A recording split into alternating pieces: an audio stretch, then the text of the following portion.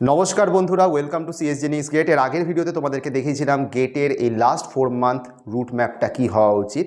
তো সেই অনুযায়ী তোমরা প্রিপারেশন নিশ্চয়ই নেওয়া শুরু করেছো, কিন্তু যদি মনে করো যে একাই প্রিপারেশন নেওয়ার থেকে কারোর গাইডেন্সে নিলে ভালো হয়, তাহলে তোমাদেরকে বলে দিই যে অবশ্যই এই গাইডেন্সে তোমরা আমাদেরকে পাশে পেতে পারো। নিচে দেওয়া কন্ট্যাক্ট নাম্বারটাতে কল বা হোয়াটসঅ্যাপ করে তোমরা গেট 2027 সেশনের জন্যই তোমাদের সিট বুক করতে পারো। আমরা কিন্তু লাস্ট 4 মাসের যে ক্র্যাশ কোর্স সেটাও কিন্তু শুরু করে দিয়েছি।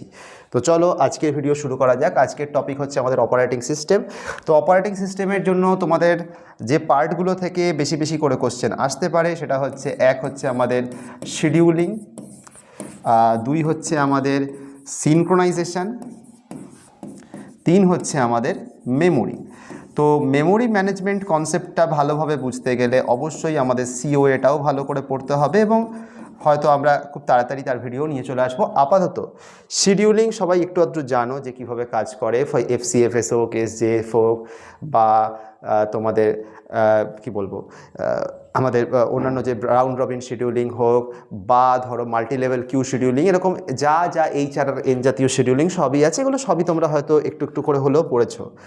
আমরা যে জায়গাটা থেকে শুরু করব সেটা হচ্ছে সিনক্রোনাইজেশন। সিনক্রোনাইজেশন থেকে দুটো কোশ্চেন বা একটা কোশ্চেন তো আসবেই। তো সিনক্রোনাইজেশন খুব মজাদার জিনিস। সিনক্রোনাইজেশন কীভাবে কাজ করে সেটা বুঝতে গেলে আমি একদম শুরু করি। What is synchronisation? সিনক্রোনাইজেশন ব্যাপারটা হচ্ছে সিনক্রোনাইজ করা। সিনক্রোনাইজ কাদের জন্য করতে হয়? ধরো একটা লোক, ধরো সে একটা টেবিলে বসে খাচ্ছে, অন্য লোক আর একটা টেবিলে বসে খাচ্ছে, তাহলে কোনো প্রবলেম নেই, তাদের মধ্যে কোনো কানেকশান নেই। প্রসেসের ক্ষেত্রেও যখন দুটো প্রসেস আলাদা আলাদা রিসোর্সের উপরে রিলাই করে, তখন তাদেরকে বলা হয় ইন্ডিপেন্ডেন্ট প্রসেস। ঠিক আছে, ইন্ডিপেন্ডেন্ট প্রসেস। তো ইন্ডিপেন্ডেন্ট প্রসেস নিয়ে আমাদের কোনো প্রবলেম নেই, বাট প্রবলেমটা কখন হয়? যখন প্রসেসগুলো একই সাথে একই রিসোর্সকে অ্যাক্সেস করতে চেষ্টা করে। কেন প্রবলেম হয় ভেবে দেখো। ধরো একটা ক্যাফেতে কেউ গেছে, সেখানে দুটো লোক তো একই কম্পিউটারে বসতে পারে না। আর দুটো লোকের যদি আলাদা আলাদা পারপাস থাকে, তারা কি একই কম্পিউটারে বসে কাজ করতে পারে? নিশ্চয়ই পারে না। একইভাবে দুটো প্রসেসকে দুটো আলাদা আলাদা লোক ভাবো, এবং ভাবো তোমার কাছে যে রিসোর্সটা আছে সেটা একটা ক্যাফে, ঠিক ক্যাফের কম্পিউটার। তো দুটো প্রসেস, দুটো লোক, আলাদা আলাদা লোক, তারা কি একই কম্পিউটার ইউজ করতে পারে? অবভিয়াসলি পারে না। তাহলে এই যে প্রবলেমটা দেখা যাচ্ছে, এই প্রবলেমটাকে আমরা বলি হচ্ছে ক্রিটিক্যাল সেকশন প্রবলেম। আর এই ক্রিটিক্যাল সেকশন প্রবলেম যেটা দেখা দিচ্ছে, মানে কি ব্যাপারটা আমি একটু বলি, যে একই বস্তুকে বা একই রিসোর্সকে নিজেদের কোড সেগমেন্টে যখন একের বেশি প্রসেস ইউজ করার চেষ্টা করে, তখন সেই সমস্যাটাকে আমরা বলি ক্রিটিক্যাল সেকশন প্রবলেম। আর এই সমস্যার ফলে যে সিচুয়েশানটা যেটা অ্যারাইজ করে, তাকে আমরা বলি হচ্ছে রেস কন্ডিশন। কীরকমভাবে এটা কাজ করে একটা উদাহরণ দিয়ে দেখাই। ধরো তোমার কাছে একটা ভেরিয়েবল রয়েছে কাউন্ট। এটা পিটার বি গ্যালভিনের বইয়ের উদাহরণ, আমার কোনো স্পেশালিটি এখানে নেই, পিটার বি গ্যালভিনের থেকে এই উদাহরণটা আমি সাইট করছি। তো ধরো আমার কাছে দুটো প্রসেস আছে, P0 আছে আর P1 আছে।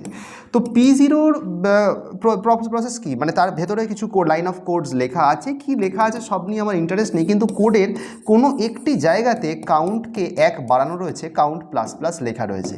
P1-এর ক্ষেত্রেও নিজের কোডের ভেতরে কোথায় কি লেখা রয়েছে আমার কিছু যায় আসে না, কিন্তু কোনো একটা লাইনে কাউন্ট মাইনাস মাইনাস হয়েছে। এই কাউন্ট অ্যাকচুয়ালি কি? Count is a global variable. এই গ্লোবাল ভেরিয়েবল কাউন্টটাকে যখন আমি আমার কোডের কোনো একটা সেগমেন্টে অ্যাক্সেস করার চেষ্টা করছি, এই দুটো মানে প্রসেসই নিজের কোডের একটা কমন সেগমেন্টে এদেরকে অ্যাক্সেস করতে চাইছে, সেই সেগমেন্টটাকে আমরা বলে থাকি হচ্ছে ক্রিটিক্যাল সেকশন। তার মানে what is a critical section? A section, a part of code which is using a common variable, মানে এই কমন ভেরিয়েবলটাকে নিজেদের মধ্যে শেয়ার করে ইউজ করছে, এই অংশটাকে আমরা বলছি হচ্ছে ক্রিটিক্যাল সেকশন। এখন এতে প্রবলেমটা কি হয় দেখো, কোডের বাকি অংশটার জন্য কারোর কোনো প্রবলেম হয় না, কিন্তু ভাবো যে একটাই চাকরির সিট 5টা লোক কম্পিট করছে, তাহলে তো তাদের মধ্যে কনফ্লিক্ট হবে। ধরো একটা চাকরির সিট একটাই লোক পরীক্ষা দিতে এসছে, কোনো কম্পিটিশনই নেই, সেই লোকটা চাকরি পেয়ে যাবে, যদিও এটা হয় না। কিন্তু একটাই চাকরির সিট 50টা লোক পরীক্ষা দিয়েছে, চাকরি তো একটাই লোক পাবে, প্রবলেমটা সেখানে হবে। এইবার তোমরা ভাবো যে তোমার কাছে দুটো প্রসেস আছে, P0 আর P1।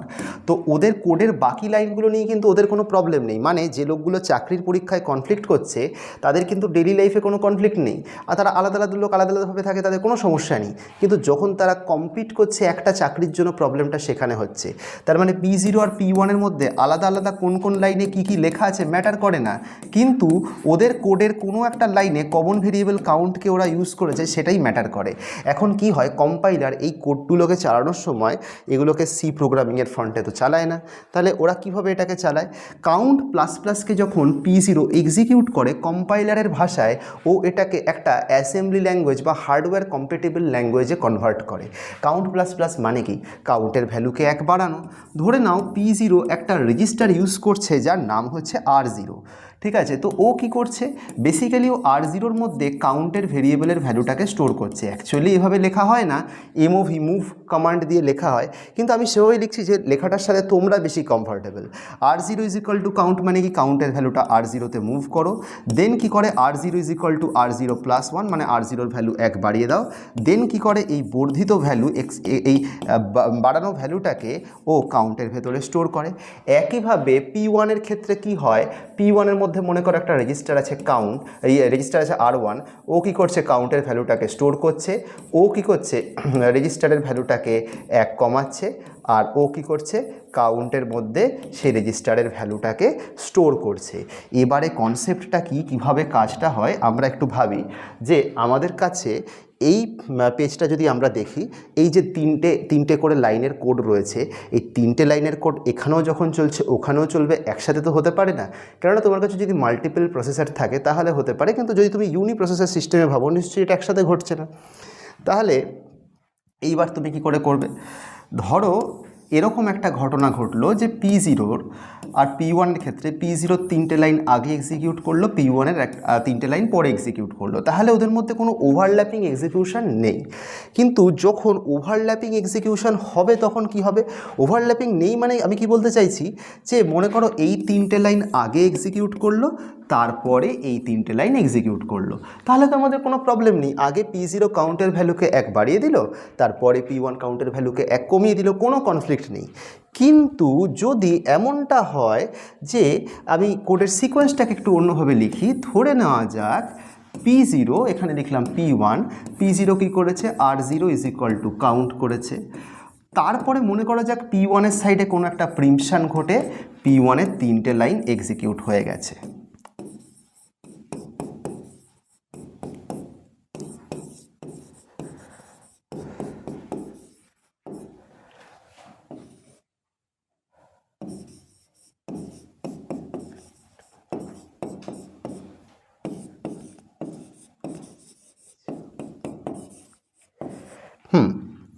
এইবারে ভাবো কাউন্টের ভ্যালু মনে করা যাক 5, তাহলে R0 ইকুয়াল টু কাউন্ট মানে কি, R0-র ভ্যালু কত হয়ে গেল, 5। কাউন্টের ভ্যালু কিন্তু ওখানে ইনিশিয়ালি 5 হিসাবেই রয়েছে।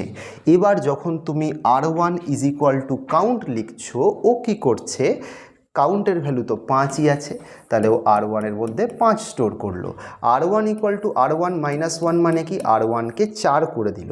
কাউন্ট ইকুয়াল টু R1 মানে কি, কাউন্টের ভ্যালু 4 হিসেবে স্টোর করা হলো। এবারে মজার ব্যাপারটা কি, কাউন্টের ভ্যালু তো 4 হয়ে গেছে, কিন্তু P0 এখন আর কাউন্টের থেকে রিড করছে না, ও অলরেডি রিড করে ফেলেছে। এবার R0 equal to R0 plus 1 করলো যখন, তখন R0-র ভ্যালু তো 5 ছিল, 6 হয়ে গেল, কারণ R0 কাউন্টের পুরনো ভ্যালুটাকে রিড করেছে। কাউন্ট ইকুয়াল টু R0 যখন লেখা হলো, তখন কাউন্টের ভ্যালু 5 থেকে আগে 4 হয়ে গেছিলো, এটা এখন চেঞ্জ হয়ে 6 হয়ে গেল। এবারে ভাবো এই যে বেচারা P1 কষ্ট করে এই যে 3টে লাইন এক্সিকিউট করেছে, এই 3টে এক্সিকিউশনের যে লাইন, 3টে লাইন পুরো ওয়েস্ট হয়ে গেল, কারণ ফোর্সফুলি ওকে রিরাইট করে দেওয়া হলো। এইটা প্রবলেম।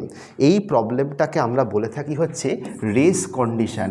আর এটা কেন হয় due to overlapped execution of critical section. ঠিক আছে, overlapped execution of critical section. তার মানে একটা কথা আমরা শিখলাম, কি শিখলাম, যে কোড সেগমেন্ট কিভাবে এক্সিকিউট করছে তার উপরে কিন্তু তার আউটকামটা এফেক্টেড হতে পারে। তাহলে there is no absolute no absolute outcome of an execution. এটা হচ্ছে আমাদের ক্রিটিক্যাল সেকশনের কনসেপ্ট। তাহলে আশা করি দেখো কনসেপ্টটা থিওরিটিক্যাল কনসেপ্ট এবং প্র্যাকটিক্যাল ইমপ্লিমেন্টেশনাল পার্সপেক্টিভ থেকে তোমরা বুঝতে পেরেছো। পরের ভিডিওতে আমরা ডিসকাস করব যে এই কনসেপ্টটাকে ইউজ করে গেটে কীরকম ধরনের কোশ্চেন আসে। তো অবশ্যই যদি কনসেপ্টটা যদি বুঝতে পেরে থাকো আমাদেরকে কমেন্ট সেকশনে অবশ্যই ফিডব্যাক দিও। খুব তাড়াতাড়ি নতুন কন্টেন্ট নিয়ে অর্থাৎ এর এক্সটেনশন নিয়ে তোমাদের সাথে কথা হবে। অনেক ধন্যবাদ।